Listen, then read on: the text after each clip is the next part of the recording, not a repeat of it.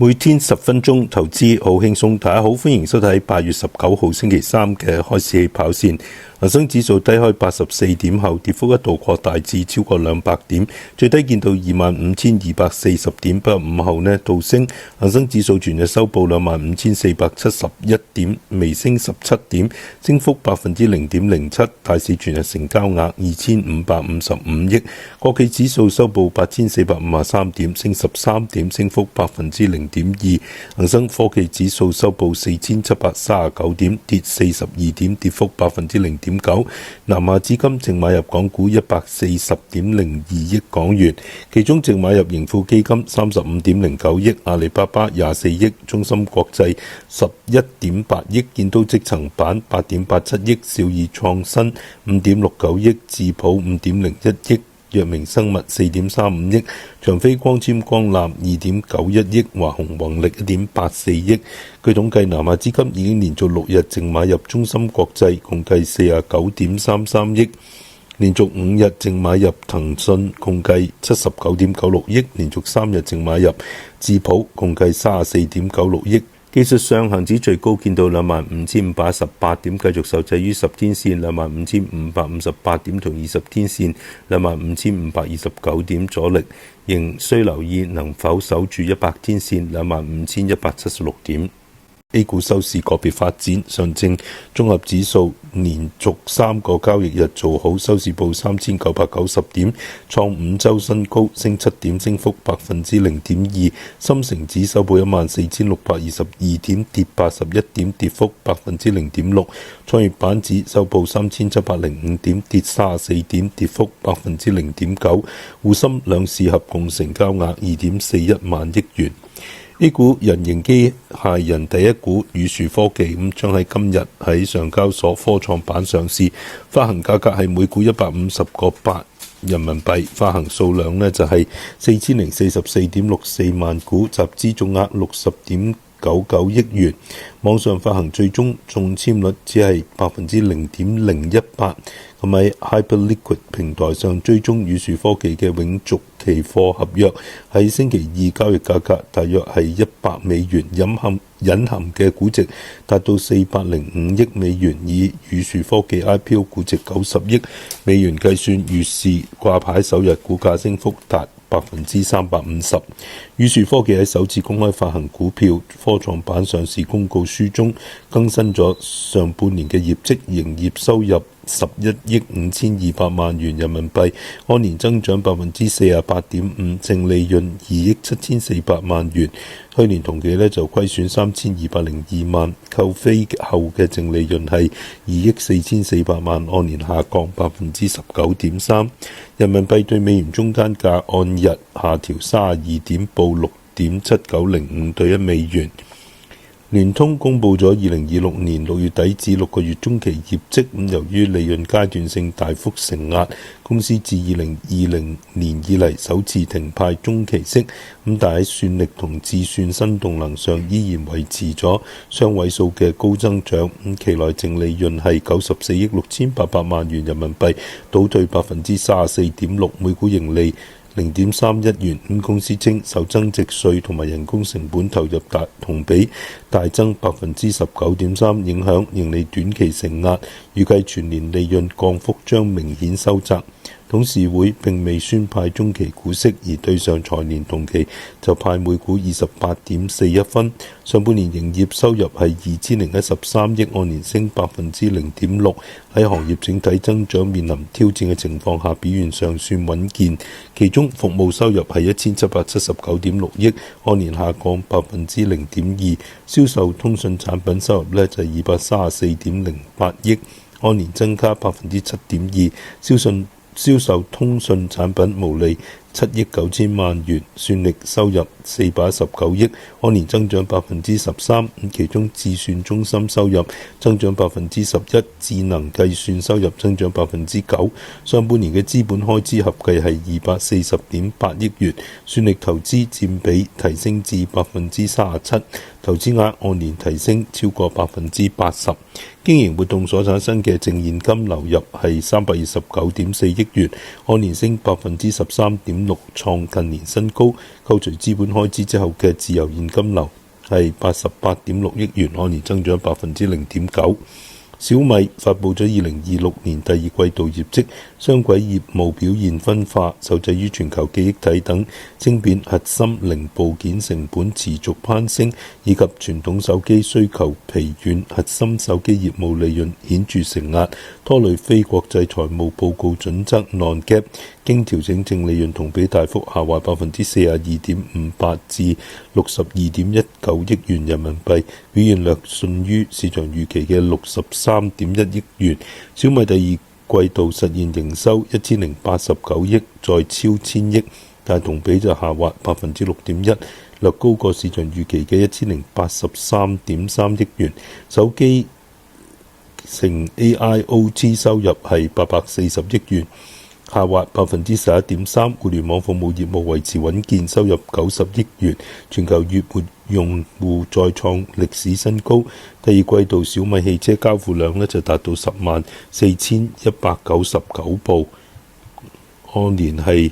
同比增長28.2%，產能同交付效率顯著提升。汽車同創新業務收入係249億元，增長17.1%，正迅速成為公司第二條關鍵嘅增長曲線。但係創新業務單季盈虧損約26億元，受制於手機業務利潤率受壓，小米未來數季嘅核心盈利表現可能會繼續受壓。汽車業務隨住規模效應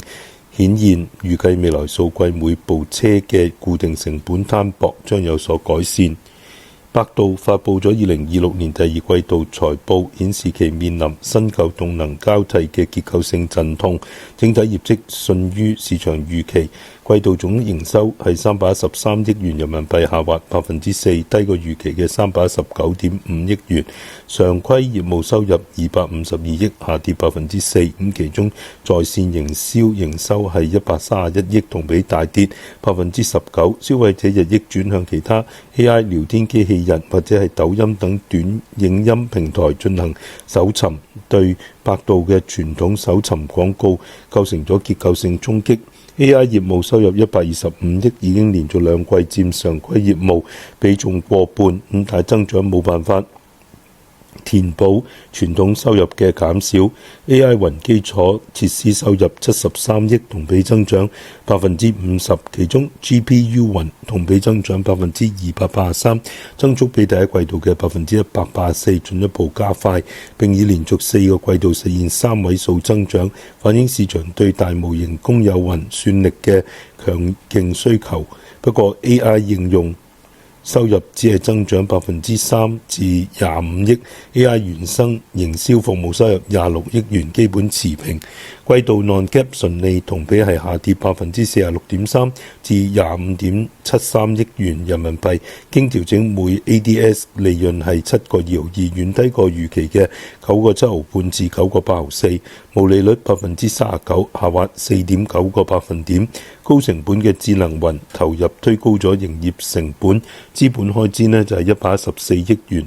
顯著飆升，主要由於大幅加碼 AI 算力基礎設施，導致自由現金流轉為-80億元。自動駕駛出行服務羅伯快跑已擴大喺香港、倫敦、迪拜同瑞士等海外市場嘅測試同營運，累計自動駕駛里程超過3億5千萬公里。但係本季度仍未披露該業務嘅盈利或者具體嘅營收數字。市場未來嘅核心關注點在於百度能唔能夠將龐大嘅文心大模型用戶流轉化為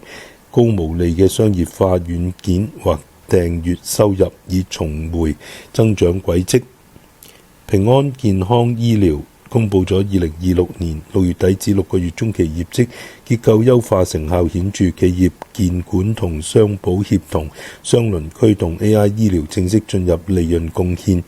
期內收入就係24億8400萬元人民幣，按年跌0.7%，主要係公司主動優化調整咗部分低利潤率嘅傳統電商、零售同埋碎片化個案業務，經營質量更加純粹。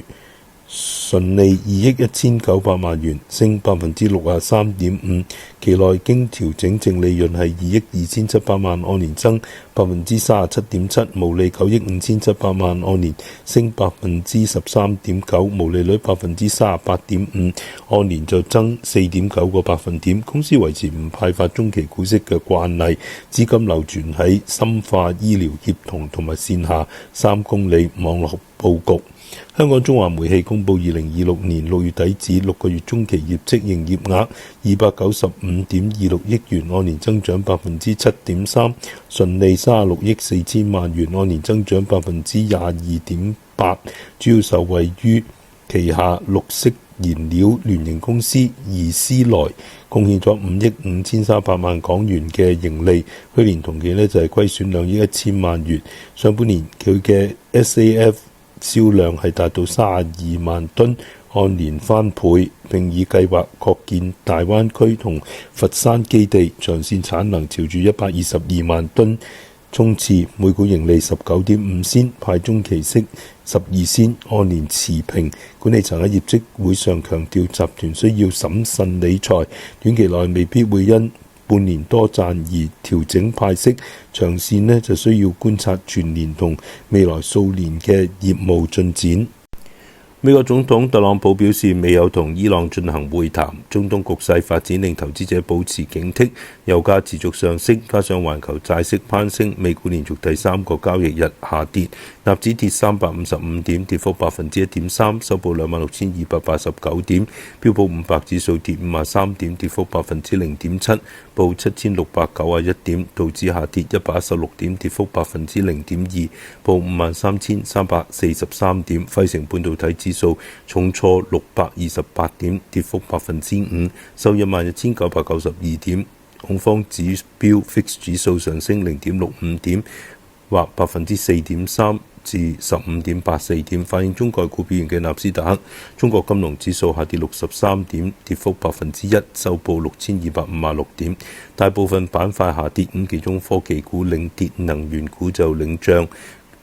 Johnson & Johnson 躍升3.3%，係升幅最大道指成分股。Caterpillar 就滑落4.6%，係表現最差嘅道指成分股。半導體同存儲相關股票大幅回落。Western Digital下跌大約7%， SanDisk 重挫9%， Marvell Technology 跌近8%， Seagate Technology 跌幅超過9%， 英特爾、美光科技同 ARM 跌幅介乎6.6%至7%， SK 海力士 ADR 急挫9.2%， Meta Platforms 股價急跌近4.5%，因由29個州提出嘅社交媒體成癮訴訟展開審訊，英偉達跌2.3%， SpaceX 跌2%，市場憂慮油價上漲推高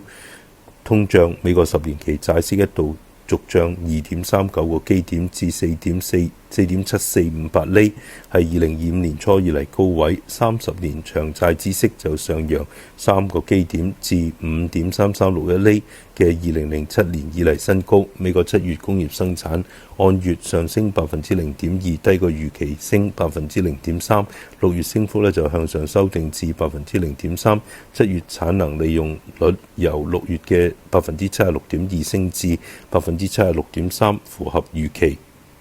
今日介紹嘅股票係華希達，股票代號901。華希達主要面向企業客戶提供智慧家庭產品，並致力通過智能技術提升家庭應用體驗。智慧家庭產品指一套連接及管理全屋智能設備嘅綜合家庭生態系統，可實現全屋網絡覆蓋同設備交互。作為面向企業客戶嘅智慧家庭產品提供商，集團以客戶品牌為企業客戶開發並銷售數字視訊設備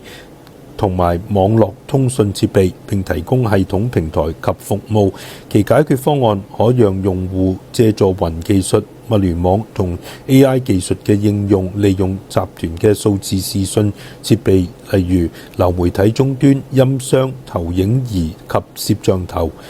同埋網絡通訊設備，例如光網絡終端、WiFi 路由器同線纜調制解調器，仲有就係系統平台，例如 Cedar、X-Home 同 X-Media TV 輕鬆咁掌控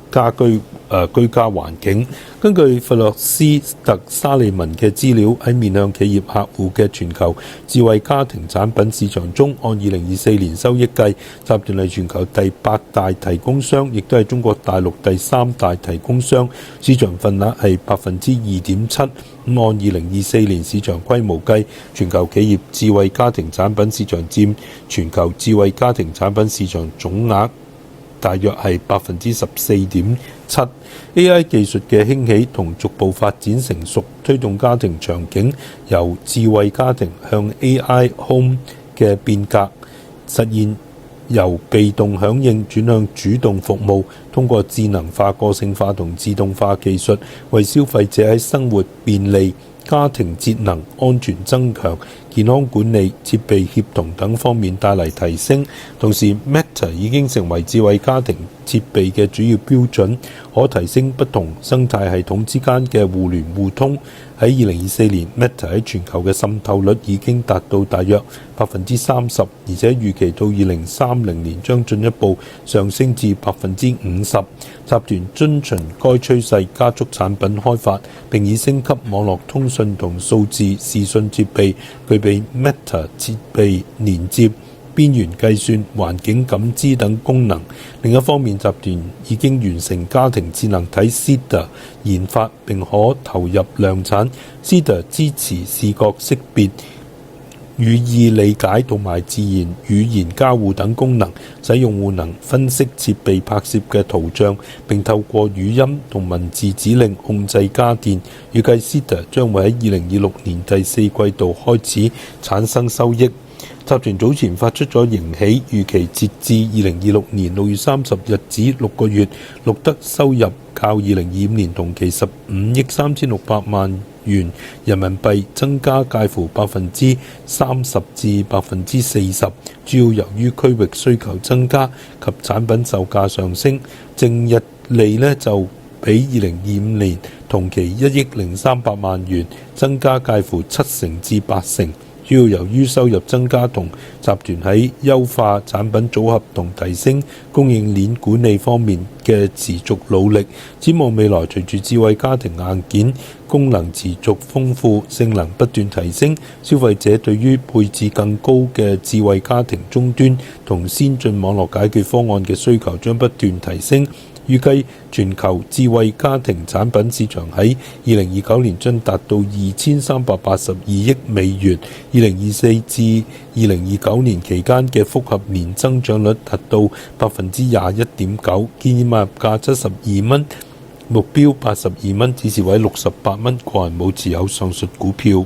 上場先睇到聽日嘅師傅選股，輝立港美股研究所內部群組現已開放俾各位 YouTube 訂閱者掃描 QR Code 或者點擊下方描述欄連結，收盤後就能夠提前收到聽日選股策略。群內亦都享有直播選題參與權，以及每週獨家嘅港美股研究報告，歡迎加入。